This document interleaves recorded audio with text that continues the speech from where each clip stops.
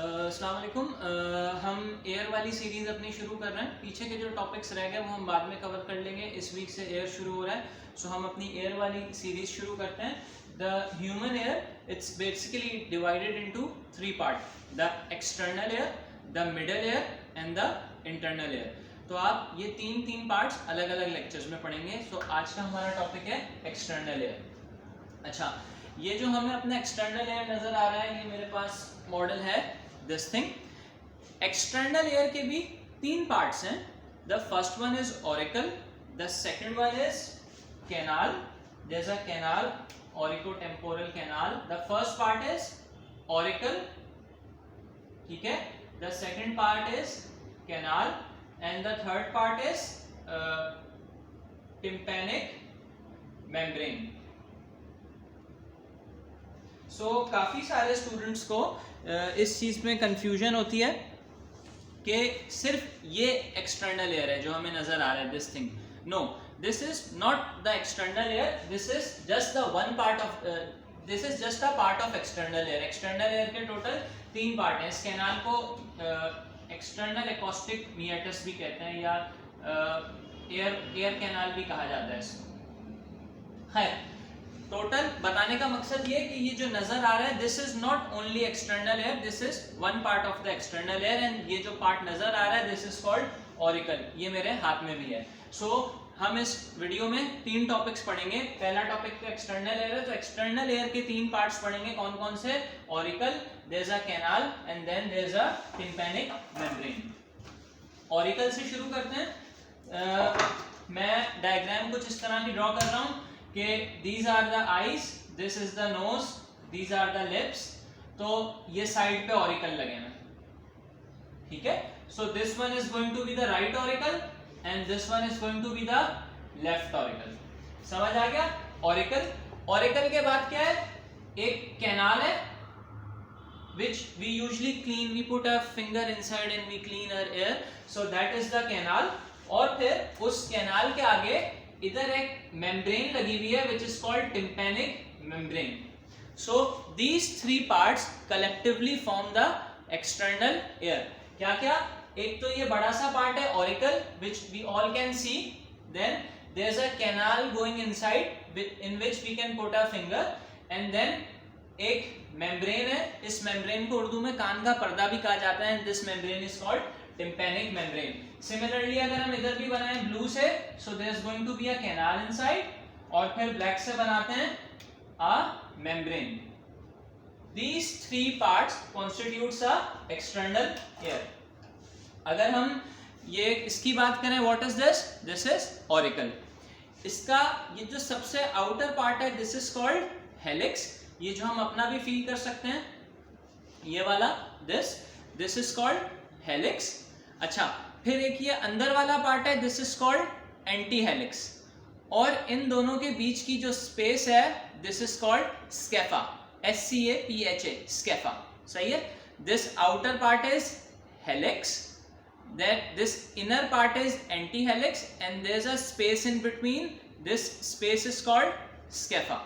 अच्छा, ये जो एंटी हेलिक्स है, इसके भी ये आगे 2 पार्ट्स में आकर डिवाइड हो जाता है। So these are called crura of the anti helix, और इन 2 क्रूरास के बीच में एक ये ट्रायंगुलर स्पेस बनती है। So this is called fossa of the anti helix या फिर triangular fossa of the anti helix. Again repeat, outer part is helix, inner part is antihelix, the space between helix and antihelix is scapha. जहां पे anti helix 2 parts में खत्म हो रहा है, these 2 parts are called crura of the anti helix, और इनके बीच में ये जो स्पेस है, this is called triangular fossa of the anti helix. ठीक है? अच्छा, ये जो नीचे नरम वाला पार्ट है, दिस इज कॉल्ड पिना। ये जो सबसे बड़ा डिप्रेशन है, this is called concha, and concha leads to this canal, external auditory canal. समझ आ गया? Helix, anti helix, space between them is scapha, this is triangular fossa of the antihelix, this thing is pinna, this बड़ा सा खड्डा is concha and this concha leads to the external auditory canal। अच्छा, एक ये वाली जगह भी है, दिस थिंग जिसको मेरा अभी थंब पॉइंट आउट कर रहा है, दिस जगह इज कॉल्ड सिम्बा। सही है, ये याद करना है, पता होना चाहिए। वैसे आप लोगों की कोई इससे क्लिनिकल सिग्निफिकेंस नहीं है, लेकिन फिर भी पता होने चाहिए अलग अलग पार्ट्स क्या होता है। लड़कियों को तो वैसे ही पता होने चाहिए कि यहाँ की पियर्सिंग करवा ली, यहाँ की पियर्सिंग करवा ली, यहाँ की पियर्सिंग करवा ली, तो पता होना चाहिए किस जगह की पियर्सिंग कराई है। अच्छा, this part, this is called tragus. ये जो ये वाला पार्ट है, ये दिस इज कॉल्ड ट्रेगस, ये वाला। सही है, और ये जो यहाँ निकला हुआ है, this is called antitragus. ये जो निकला हुआ नजर आ रहा है, this is tragus and this is antitragus. ये रियल का भी दिखा दिया, प्लास्टिक का भी दिखा दिया। So this is tragus and this is antitragus. इन दोनों के बीच में एक स्पेस होती है, ये वाली जगह, दिस थिंग, पता नहीं नजर आ रहा होगा आप लोगों को, मेरा ये नहीं। This is tragus, this is antitragus, और इनके बीच की ये जगह है, this is called intertragic notch. Notch क्योंकि ये खाली जगह है, इंट्रा क्योंकि दो ट्रेगस के बीच में, और ट्रेजिक क्योंकि ट्रेगस और एंटी ट्रेगस के बीच में। So this is called intertragic notch. और दिस बड़ा सा खड्डा है concha, concha leads into the external auditory canal. The roof of the concha is cymba, outer part is antihelix, sorry, outer part is helix, inner part is antihelix, and this is auricle. So अब से as per YouTube statistics मेरी 85% viewership females की है, तो अब आपसे कोई भी पार्ट पियर्स कराएंगी तो आप लोगों को पता होना चाहिए कि हेलिक्स पियर्स करवाया है, एंटी हेलिक्स पियर्स करवाया है, ट्रेगस पियर्स करवाया है, या पिन्ना पियर्स करवाया है। अच्छा, so this was the auricle. Auricle की there is a nerve supply. अच्छा, ऑरिकल की खास बात क्या है, it is all made up of cartilage, cartilage है और कार्टिलेज पे स्किन चिपकी हुई है। जबकि जो लोअर पार्ट है, दिस पार्ट, ये वाला part, this is called pinna, इस पे कोई भी कार्टिलेज नहीं है, दिस इज वेरी स्मूथ, ये वाला पार्ट। जबकि जो अपर पार्ट है, इस पे कार्टिलेज अटैच्ड है। अच्छा, ऑरिकल की जो आर्टीरियल सप्लाई है, that is great auricular artery, और जो sorry great auricular nerve is the nerve supply of the auricle, और superficial temporal artery, superficial temporal artery and posterior auricular arteries are the blood supply of the auricle, that's it. अच्छा, ये आपको इस model पे नजर आ रहा होगा, कुछ ऑरिकुलर मसल्स होते हैं, these are called intra auricular muscles, and these outer ones are called extra auricular muscles. These are supplied by the facial nerve, लेकिन ये ह्यूमंस में वेस्टिजियल होते हैं। ह्यूमंस अपना ऑरिकल हिला नहीं सकते, लेकिन कुछ लोअर मैमल्स अपना ऑरिकल हिला सकते हैं। दैट्स इट, आपने इसकी आर्टीरियल और नर्व सप्लाई याद रखनी है। दोबारा, नर्व सप्लाई क्या है, greater auricular nerve, arterial supply क्या है, posterior auricular artery and superficial temporal artery, that's it. So this was the auricle. Auricle के बाद क्या है, there is a canal which is called, what this canal is called, external auditory meatus, या external auditory canal. इस canal की खास बात क्या है, it is not straight like this, instead it is a bit curve like this. अच्छा, इस canal की एक और खास बात यह है कि जो अंदर वाला है, यहाँ मैं ऑरिकल बना दूं तो ये आउटर कैनाल हो गया और ये इनर कैनाल हो गया, और यहाँ पे क्या होगी, यहाँ पे लगी हुई होगी temporal, sorry not temporal, tympanic membrane, ये बाहर वाला पार्ट है।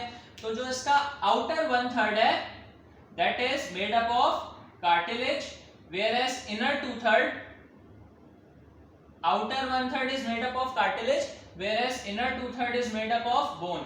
Which bone? Temporal bone. अच्छा, इस कैनाल की खास बात यह है कि इसकी जो स्किन होती है उसमें सेरुमिनस ग्लैंड्स होते हैं, CERUMINOUS, ceruminous glands, and these are the wax producing glands, और ये हर वक्त वैक्स बनाते रहते हैं, जिसकी वजह से येलो कलर की सिक्रीशन बनती रहती है हमारी कान में, दैट इज कॉल्ड वैक्स।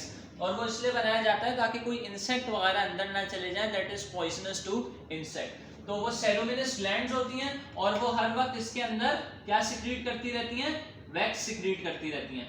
अच्छा जी, मेडिकल पॉइंट ऑफ व्यू से कुछ भी कान में डालना अलाउ नहीं है। Your finger is your best friend. अगर आपने अपना कान साफ करना है trim your nail and put your finger inside and clean it. और फिंगर भी अंदर घुसाने की ज़रूरत नहीं है। और कोई भी instrument, earbud, cotton bird, earbud नहीं सॉरी, एयरबड तो वो होता है सुनने वाला, कॉटन बर्ड या वो टूथपिक या इस तरह की कोई भी चीज़ें डालने की ज़रूरत नहीं है।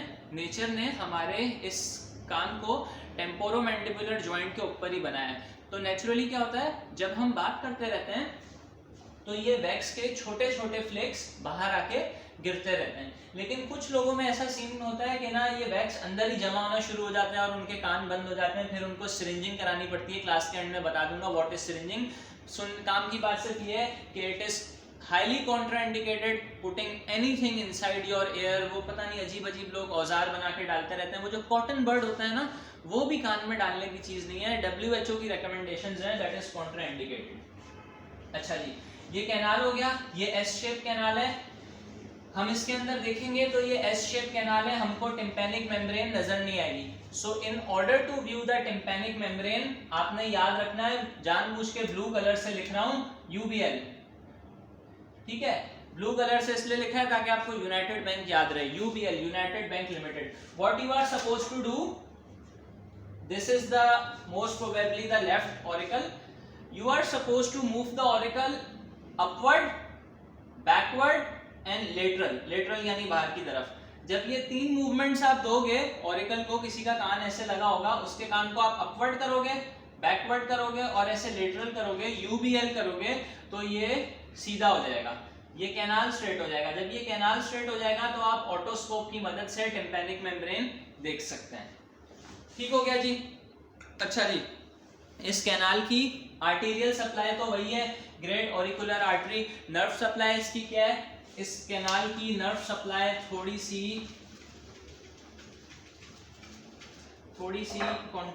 मुश्किल सी है। Suppose this is this canal, और अभी तक तो आप लोग फ्रंट व्यू देख रहे थे, अब आप लोग ये साइड व्यू देख रहे हैं। तो यहाँ पे ये ऑरिकल लगा हुआ है और यहाँ से आप ये कैनाल देख रहे हैं। बंदे का फेस सामने की तरफ है, so this is the anterior side and this is the posterior side. Most probably you are looking at my left ear, तो मेरा फेस फ्रंट है और मेरा हेड बैकवर्ड है। आप लोग इस तरीके से मेरा कैनाल देख रहे हो। तो इसकी जो एंटीरियर और इंफीरियर साइड है, कौन सी साइड, एंटीरियर और इंफीरियर साइड, और ये वाली कौन सी हो गई, सुपीरियर और posterior side. This is superior and this is posterior, this is anterior and this is inferior. So superior posterior is supplied by vagus, ठीक है। Superior posterior is supplied by vagus and anterior inferior is supplied by temporo auricular branch। इसका exact नाम मैं अभी भूल रहा हूं, एक दफा बुक से चेक कर लेना। याद रखने की चीज ये है कि ये जो कैनाल है इसकी 2 नर्व सप्लाई है। आर्टेरियल सप्लाई तो ऑरिकल वाली ही है, लेकिन नर्व सप्लाई थोड़ी चेंज है। नर्व सप्लाई में क्या है, superior posterior is supplied by vagus, whereas anterior inferior is supplied by temporo auriculotemporal branch। That's it। ये याद रखने की चीज है। अक्सर MCQs में आता है कि जो मिडल जो एक्सटर्नल ऑडिटरी कैनाल है, इसकी superior posterior wall is supplied by vagus. ये अक्सर MCQs में पूछा जाता है। मैंने सही लिखा है, लेकिन एक दफा फिर भी आप लोग बुक से देख लीजिएगा अगर मैं मिस्टेक कर रहा हूँ। So this was the external auditory canal। Video लंबी तो नहीं हो गई, 14 मिनट की हो गई है। तीसरी चीज हमने पढ़नी है। पहली चीज हमने क्या पढ़ी, पहली चीज हमने पढ़ी ऑरिकल, देन उसके बाद हमने पढ़ लिया कैनाल। अब तीसरी चीज क्या है, तीसरी चीज is the tympanic membrane which is also the part of external air. अच्छा जी, आप लोगों ने शायद नोट किया हो, हर डायग्राम में टिम्पैनिक मेम्ब्रेन मैंने थोड़ी झुकी हुई बनाई है। This tympanic membrane makes up the angle of 55 degree with this canal। ठीक है, मैंने ये स्ट्रेट नहीं बनाई, स्ट्रेट बनाता तो 90 डिग्री का एंगल होता, ये थोड़ी डिफ्लेक्टेड बनाई है, it makes the angle of 55 degree. अच्छा जी, ये जो एक्सटर्नल ऑडिटरी कैनाल है, it is approximately 2 to 3 centimetre long, और बता दिया था आउटर 1/3 कार्टिलेजिनस है, इनर 2/3 बोनी है। है. This tympanic membrane is almost 1 centimeter long and it is at the 55 degree. इसका एक outer part है और एक inner part है. Outer part is facing the external air. Outer part is basically the part of external air, whereas inner part is the part of the middle air. Basically, this tympanic membrane is the boundary between the external air and the middle air. Tympanic membrane के बारे में थोड़ा पढ़ लेते हैं. ये side view बनाया था. अब अगेन ये वाला व्यू बना रहा हूं. अब आप लोग साइड से मेरी लेफ्ट टिम्पैनिक मेम्ब्रेन देख रहे हैं. अगर ये मैं टिम्पैनिक मेम्ब्रेन बनाऊं, अच्छा ये कॉनकेव होती है. अगर आप इस तरीके से देख रहे होंगे, लेटरल व्यू देख रहे होंगे, so it would be concave like this. It's not going to be straight, not straight, neither convex, instead it is concave. The concavity is facing outward, yani the concavity is facing towards the external air, whereas the convexity is facing towards the middle air. अगर मैं again आपको एक side वाली diagram बना के दिखाऊं, what is this? This is the auricle. Then what is this? This is the external auditory canal. और यहाँ पे क्या चीज बनानी है? Tympanic membrane. तो टिम्पैनिक मेम्ब्रेन कुछ इस तरह से बनेगी, ऐसे. ठीक है. कॉन्केविटी बाहर की तरफ है, कॉन्वेक्सिटी एक्सटर्नल एयर की तरफ है. और अभी आप लोग यहां से खड़े होके इसको देख रहे हैं, तो आपको इसकी कॉन्केव साइड नजर आ रही होगी लाइक दिस. 3D में इमेजिन वीडियो पे नहीं हो पा रहा है, तो जब कॉलेजेस खुलेंगे मैं अपने DIDC के स्टूडेंट्स को एक दफा फिर ये लेक्चर दोबारा से करके दिखा दूंगा. अच्छा जी, so it is concave. This membrane is made up of two parts. The first part is pars flaccida and the other part is pars tensa. Pars, P-A-R-S. This part is pars tensa. P-A-R-S, pars tensa. Tensa से पता चल रहा है that it is very tensed. यहाँ पे जो ये part है ये बहुत tightly खिंचा हुआ है. Whereas the upper part over here, somewhere over here, it is called pars flaccida. P-A-R-S-F-L-A-C-I-D-A. It is called pars flaccida. So the most of the part is basically pars tensa. इसका जो ज्यादातर part है वो बिल्कुल खिंचा हुआ है. और there is a छोटा सा part which is called pars flaccida. Flaccid यानी ढीला. हम लोग पीनस की एनाटॉमी में पढ़ते हैं ना, इरेक्ट एंड फ्लैसिड. तो इरेक्ट पीनस मींस खिंचा हुआ पीनस and flaccid पीनस means non erect पीनस यानी ढीला पीनस. सो दिस फ्लैसिडा मींस लटका हुआ, बिल्कुल ढीला सा. So this part is basically the loose part and this tensa part is basically the tight part. So tympanic membrane का एक अपर पार्ट होता है which is pars flaccida, that is loose, and the lower part is called pars tensa which is tight. अच्छा, ये हम लोग इसका बाहर वाला फीचर पढ़ रहे हैं ना. हम लोग इस वक्त ऑडिटरी कैनाल में खड़े हैं. दूसरी तरफ इसके क्या है? मिडल एयर है. मिडल एयर में 3 बोन्स होती हैं, जो हम मिडल एयर पढ़ेंगे तब पढ़ लेंगे. उसमें से एक बोन है वो अटैच हुई भी होती है इस पे, यानी इसकी पीछे वाली साइड पे अटैच हुई भी होती है. तो उसकी अटैचमेंट भी हमें यहाँ पे हल्की हल्की नजर आ रही होती है, because this tympanic membrane is translucent.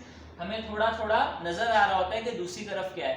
बिल्कुल इसके बीच में बोन अटैच हुई हुई होती है. एंड दिस बीच, वो बोन कौन सी होती है वो जब हम मिडल एयर पढ़ेंगे तब पढ़ेंगे. दिस बीच वाला पार्ट इज कॉल्ड अम्बो. सही है. आपको नजर आ रहा होगा कि इसके पीछे कुछ चिपका हुआ है. अगर आप टिम्पैनिक मेम्ब्रेन को देख रहे होंगे तो इसकी ये पार्स टेंसा, पार्स फ्लैसिडा होगा. बिल्कुल टिम्पैनिक मेम्ब्रेन के बीच में आपको ऐसा लग रहा होगा पीछे से इसको किसी ने खींचा हुआ है. एक तो ये कॉनकेव है, लेकिन जो बीच वाला पार्ट है वहां से इसको किसी ने खींचा हुआ है. बेसिकली इसके दूसरी तरफ बोन अटैच हुई हुई है, इस वजह से ऐसा लगता है इसको किसी ने पीछे से खींचा हुआ है. And this part is called umbo. This was the tympanic membrane. इसकी भी नर्व सप्लाई बिल्कुल वैसी है जैसी arterial supply is by the maxillary artery. ठीक है. नर्व सप्लाई इसकी कैसी है? ये आप लोग लेफ्ट टिम्पैनिक मेम्ब्रेन देख रहे थे, तो इसका superior posterior part would be supplied by vagus, whereas anterior, एक दफा ये बुक में चेक कर लीजिएगा, antero inferior part is supplied by auriculotemporal nerve, ठीक है। अच्छा सॉरी, ये जो पार्ट्स फ्लैशेड है ये सुपीरियो लेटरल होता है, ये मैंने सुपीरियो फ्रंटल बना दिया, सुपीरियो पोस्टीरियर होता है, पार्ट्स फ्लैशेड है इस तरफ होगा, ये लेफ्ट साइड बनाइए ना, पार्ट्स फ्लैशेड है इस तरफ होगा, यहाँ पे भी पार्ट्स टेंसा ही होगा। वीडियो काफी लंबी हो गई है ऑलरेडी, 20 मिनट्स क्रॉस कर गए हम लोग, उम्मीद होती है लेक्चर ज्यादा लंबा ना हो। आई होप ये समझ आ गया होगा, किसी को समझ नहीं आया तो वीडियो पीछे करके देख ले, मेरे डीआईडीसी स्टूडेंट्स के पास मेरा नंबर है, कोई चीज पूछनी हो तो पूछ ले। अच्छा ये clinical significance of the external air, clinical significance ये है कि एक्सटर्नल एयर पे अगर कोई बॉयल्स या फ्रंकल्स वगैरह हो जाए, खास तौर पे ये ऑरिकल पे, तो दीज आर वेरी पेनफुल। वजह ये that except for the pinna this skin is very tightly attached to the cartilage. So अगर यहाँ पे कोई दाना वगैरह निकला है, कोई फ्रंकल, कोई बॉयल वगैरह निकला है, तो वो बहुत ज़्यादा पेनफुल होते हैं। बिल्कुल इसी तरह से जो एक्सटर्नल ऑडिटरी मियाटस है, इसके अंदर भी अगर कोई इन्फेक्शन वगैरह हो जाए, कोई दाना वगैरह निकला है, तो वो भी बहुत ज़्यादा पेनफुल होता है। टिम्पैनिक मेम्ब्रेन की क्या क्लिनिकल्स हैं इसकी, कभी कभार बहुत तेज़ आवाज़ से टिम्पैनिक मेम्ब्रेन फट जाती है, या इस तरह की कोई चीज़ हो जाती है, हम कहते हैं ना इतनी तेज़ आवाज़ थी इसके कान के पर्दे फट गए। अक्सर लोग वो सीव्यू पे जाते हैं जेट शो देखने, पाकिस्तान एयरफोर्स की तरफ से होते हैं, तो वो F-16 वगैरह गुजरता है, तो बाद में आके कंप्लेन करते हैं हमें कुछ सुनाई नहीं दे रहा, तो कुछ लोगों की ना कहते हैं ना इसकी फट गई, तो वो दरअसल टिम्पैनिक मेम्ब्रेन फट जाती है, ठीक है। अच्छा जी, और चीज़ क्या होती है, हाँ जी एक और फीमेल्स में होता है, दिस इज द ऑरिकल, ये ऑरिकल बना है, इसका ये लोअर पार्ट क्या है, पिन्ना है। यहाँ पे पियर्सिंग करा के, काफी सारे कल्चर्स में, हमारे पाकिस्तानी कल्चर्स में भी है कि यहाँ पियर्सिंग करा के वो पहनते हैं, इयर रिंग्स वगैरह पहनते हैं। तो कभी कभार क्या होता है, कुछ वुमेन काफी जज्बाती हो जाती है, बहुत कुछ पहन लेती हैं, एक बड़ा वाला भी पहन लेंगी, वो झुमके शुमके पहन लेंगी, तो उससे क्या होता है, उससे ये होता है कि उनका ये जो ओपनिंग होती है ये खुल के इतनी बड़ी हो जाती है और कान के दो हिस्से हो जाते हैं इस तरीके से, ठीक है। क्योंकि इसकी नर्व सप्लाई इतनी अच्छी नहीं है, तो ये पिन्ना में ज़्यादा दर्द नहीं होता, इतना ज़्यादा दर्द नहीं होता, और उनका वो जो ऑर्नामेंट जो भी उन्होंने गोल्ड का पहना होता है वो गिर जाता है और पिन्ना के दो पार्ट हो जाते हैं। अगर सपोज ये मैं आपको इस पे दिखाऊं, यहाँ पे सुराख करा के कुछ पहना होता है ना ज्वेलरी, तो ये पूरी जगह कट जाती है उस ज्वेलरी के वजन से, और इसके दो हिस्से हो जाते हैं, ये दो पार्ट अलग अलग हो जाते हैं, यहाँ पे एक लंबा सा सुराख हो जाता है, तो उसकी फिर प्लास्टिक सर्जरी हो जाती है, वो ये दोनों पार्ट्स हम जोड़ देते हैं। That's it, that was for the clinicals. फिर भी अगर किसी को कोई क्वेश्चन हो तो ही और she can ask me. Thank you.